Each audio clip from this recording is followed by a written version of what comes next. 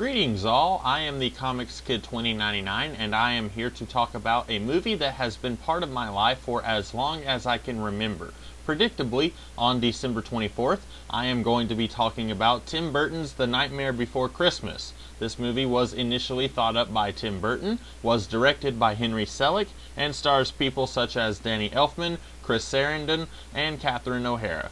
First, I want to say that I love this movie. In my review of Beetlejuice, I mentioned that Beetlejuice was one of two Tim Burton movies that I really loved. And yeah, you guessed it, this is the other one that I really love. So I will be trying my best to keep in check any nostalgia I have for this movie and try to look at it objectively, which I think I should be able to do.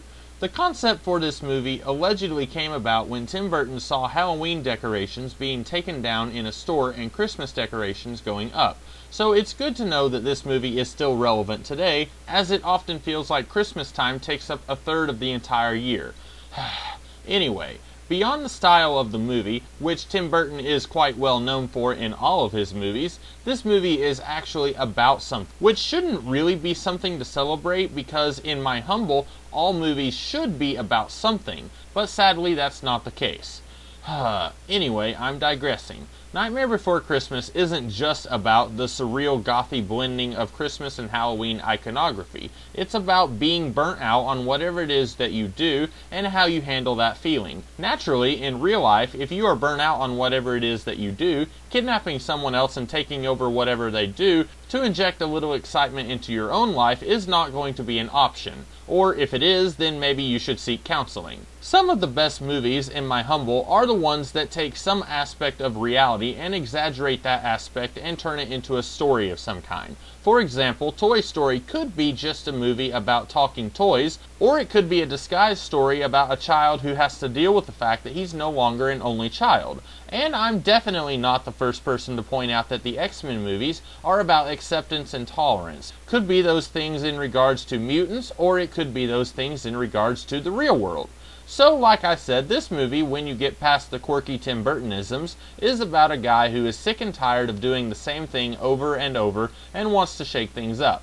And I think this character arc, learning that everyone has their own part to play in the grand scheme of things, is played out very well. This is not only a fantastically fun movie to watch just for the sheer enjoyment of it, but it also shares a good lesson that we should all learn, I think. Not just kids, but anyone who watches this movie can take something away from it and truly apply it to their own lives. Jack has this idea that if he doesn't like doing whatever it is that he is doing, he can leave that stuff behind him and assume someone else's responsibilities and duties. And while it's nice to see Jack go from being a whiny man-child to having some fun in his surroundings, it's very clear that this movie paints his actions in the second act as bad. Now, I'm not saying, nor do I really believe that this movie is saying, that if you're in a job or a place in your life that makes you unhappy, that you should stay there no matter what and let your misery continue. What this movie is decrying, at least in my humble, is that if you hate what you are doing, don't try to horn in on someone else who enjoys what they are doing just to make yourself happier.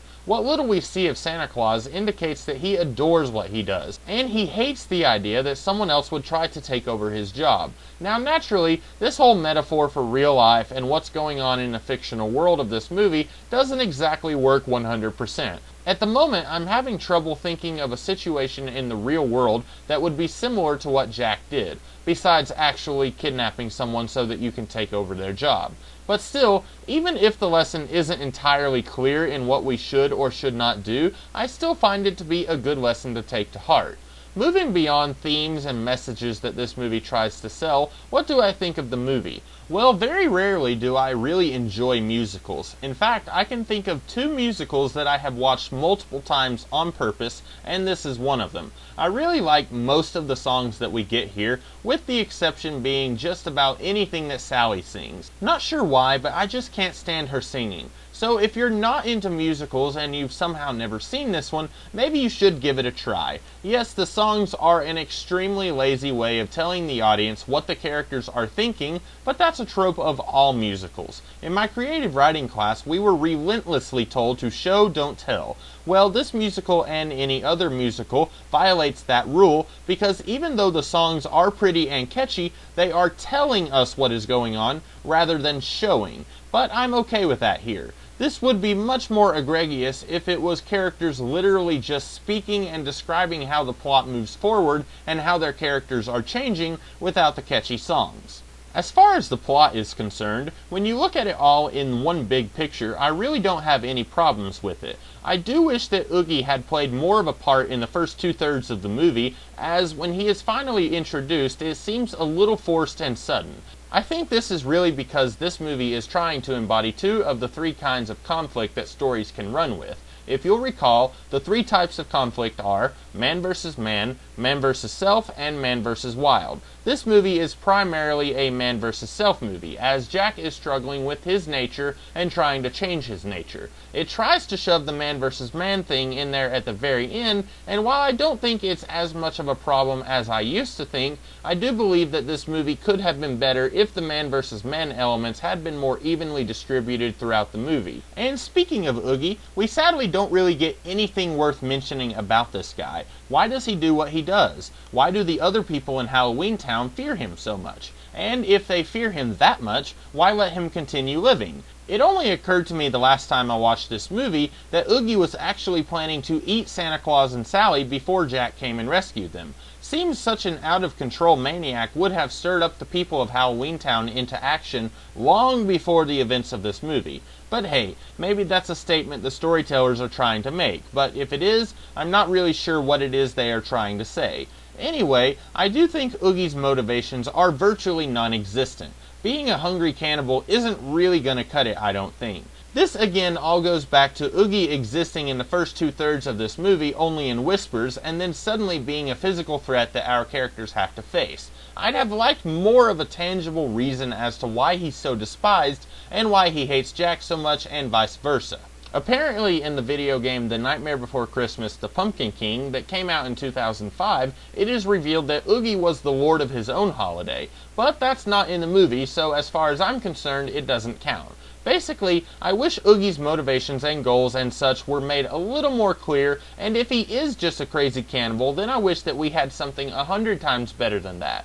Like I said earlier, when I look at the general quick synopsis of this movie, I have very little problems with it. But when I watch this movie, little problems with the film crawl into my brain and turn me into a reviewer who feels obligated to mention things that aren't air quotes right with this movie, even when he's trying to just have fun and watch this thing. For instance, it's weird to me that Sally's creator would continue to allow Sally to make his supper when she's poisoned him 3 times in recent memory. He has his loyal sidekick Igor. It's weird that he's not letting that guy cook food, or at least go grab takeout. It's also weird that it takes Oogie's boys a matter of hours to go kidnap the Easter Bunny, but then they go leave to capture Santa Claus, and we get a montage showing the people in the North Pole working hard and the people in Halloween Town working hard. And over the course of this montage, at least a month passes, and only then do the kids capture Santa Claus. Yeah, seems legit. Or how about how Oogie's kids took Santa to Oogie, but told no one else where he was? Then when Sally needs to find Santa, she somehow magically knows where he is. And Jack knows where both of them are because of the most incredible coincidence in the multiverse when he happens to hear Sally scream as he walks by. Or how, after the day has been saved, Oogie's kids decide to tell the mayor where to find Santa. Why? They've shown no loyalty to anyone other than Oogie at this point, and as far as they know, Oogie's still alive when they go to talk to the mayor. And then there's the big one that's always perplexed me. Anything and everything concerning the magical holiday forest. Now, before I move forward with this one, I do want to say that it is entirely possible that there's just no rational thought behind what I'm about to talk about. Considering some of the other movies from this corner of Hollywood, it's entirely possible that the people behind this movie just said, let's throw this in there and it doesn't matter if it doesn't make sense. It's also entirely possible that there is a rational thought behind this. It's possible that this world in which this movie takes place is just not the world in which I live. Compare this to, say, Toy Story, which I look at as a world that is extremely similar to our own world. If you ignore the fact that toys come to life when humans aren't looking, it's basically our planet Earth. Many movies that are fantastical in some way like to anchor themselves to known reality in this way. Almost any superhero movie is like this. The Harry Potter movies are like this. The Stargate franchise is like this. Many of the classic slasher movies are like this. Reality that is adjacent to the unusual where the movie takes place. And so it's possible that this movie takes place in a world that has a couple of things in common with our world, like the military that attacks Jack, or a policeman and children who get excited for Santa Claus, but is not really similar to our world beyond those themes. So, the forest. We see what I assume is some kind of magical forest that acts as the nexus of all holidays. In this forest is a tree that leads to Christmas Town, Valentine's Day Town, Halloween Town, etc. Even though Jack walked from Halloween Town to this forest, so presumably this forest can be accessed by foot from all of these holiday worlds. Now this poses several questions. Do the residents of Halloween Town and every other holiday town live on Earth, or in some adjacent dimension, and if they wish they can access our own world? It's clear that Santa and Jack can both cross over into the real world, so presumably the residents of all of the holidays can do this as well. And if the residents of the holiday worlds do indeed live on Earth, then what is humanity's reaction to, say, the werewolf living in Halloween Town? The policeman seems really shocked to hear reports of a skeleton man posing as Santa Claus, which makes me think that he did not know that the residents of Halloween Town even existed before the events of this movie. So it seems to me that the Halloween people, and all of the holiday people, don't really live on this world, but in some way not known to us, they can come to Earth easily if they so choose. And speaking of the other holidays, is there an emissary of Valentine's Day? What is it? A giant anthropomorphized heart? Is there a talking turkey who is the king of Thanksgiving? I would think not. No turkey would want to celebrate the murder of his brethren every year unless he's as crazy as Oogie. It's a nice little visual when we see the trees leading to the different holidays, but it does beg the question, what is it like inside each of those mystical worlds? I'm not saying that this movie should have taken time out of this story to explore St. Patrick's Day or Thanksgiving, but I do feel like showing us this ever-brief shot does beg those questions out of us, even when we know we'll never get those answers, unless they are given in the video game, and in that case I don't have the answers since I never played the video game. And while we're talking about the forest and the other holidays, if Santa's job every year is to bring presents to the nice children of Earth, and at the very least this is constant between our world's myths and the world of this movie, then what is the job of everyone else in the other holiday worlds? For example, if Jack went into Valentine Town, what would he find? The residents of that town, what is their job? Unlike Christmas, when Valentine's Day rolls around, we as humans do all of the work. Granted, in the real world, we also do all of the work on Christmas as well, but we lie about that. We don't have any stories about Thanksgiving or St. Patrick's Day or Valentine's Day, which then begs the question why there is even a Valentine's world or a Thanksgiving world, other than the fact that it looks cool when Jack is in the forest, and if there wasn't a tree with a heart on it, then people would ask why do the other holidays not have doors? For that matter, what is the job of the people in Halloween Town? We spend over 2/3 of this movie in Halloween Town, and I'm not convinced that anyone in this little dimension has anything to do. The mayor acts like it's a huge deal when Jack is gone, because they have to start on the plans for next Halloween the day after Halloween. But why? All these people really do is sing and dance, and in their own little village. If they stopped doing this, would that really impact the humans on Earth who go from door to door taking and giving candy? Maybe this is some funny little ironic joke, like Jack is so depressed from doing this job for so many years, but if he sat down and thought about it, he wouldn't have to do this at all? I don't know. I feel like so much of my time watching this movie is me trying to figure out if what I'm seeing is a legitimate problem, or if the people behind this movie are aware of what I'm complaining about and they are laughing their booties off because someone out there is taking this movie seriously when it should just be in good fun. And at the end of the day, even though I've maybe got tens more questions about the logistics of this movie, I did enjoy it and will continue to do so for the remainder of my days. And that's really all that matters. Sure, this movie does have a few plot problems, but they're hardly gigantic, and they definitely don't take me out of the movie like some of the plot problems in some of the other movies from the mind of Tim Burton.